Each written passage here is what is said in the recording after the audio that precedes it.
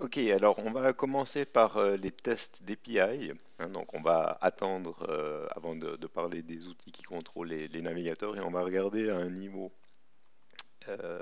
plus bas qu'est-ce qui se passe quand on veut tester les API REST. Donc vous voyez que ici j'ai cette classe REST API Test.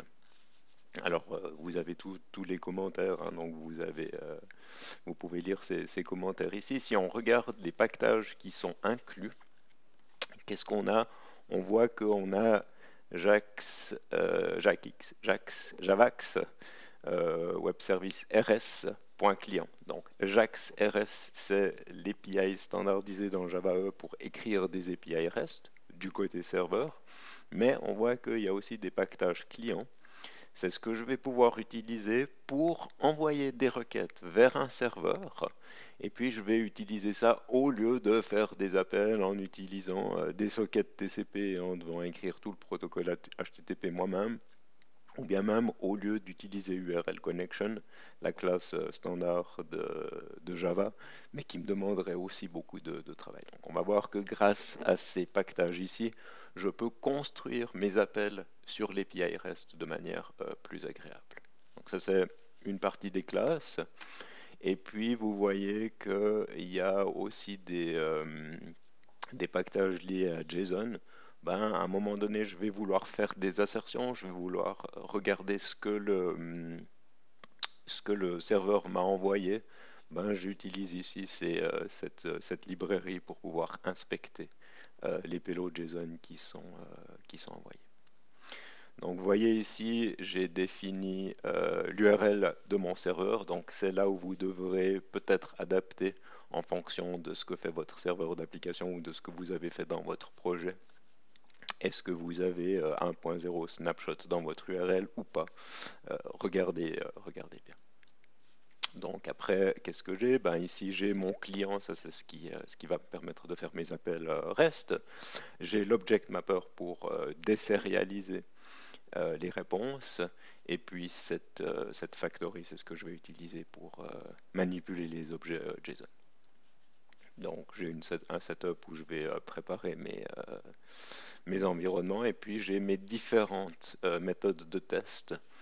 Et puis vous voyez par exemple ici je dis ok, donc je veux faire un appel, donc je vais demander à mon client HTTP de viser une cible, donc c'est mon URL de base, de lui rajouter dans son pass la chaîne de caractères sectors, donc on ira sur mvcdemo/sectors, et puis derrière je vais rajouter aussi un ID qui est ici une valeur que j'ai générée aléatoirement.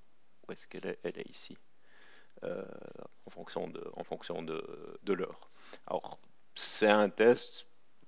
En principe, on est presque sûr qu'il va rater puisque c'est une valeur aléatoire. Donc, ce que je dis, c'est que je m'attends à ce que le code de statut HTTP dans la réponse soit égal à status not found. J'aimerais recevoir un 404. Donc, je ne sais pas si vous avez déjà fait ça, mais si je fais contrôle, non, c'est pas contrôle, c'est alt return. Si je fais run, ici, je vais pouvoir exécuter juste ce test et puis je l'ai.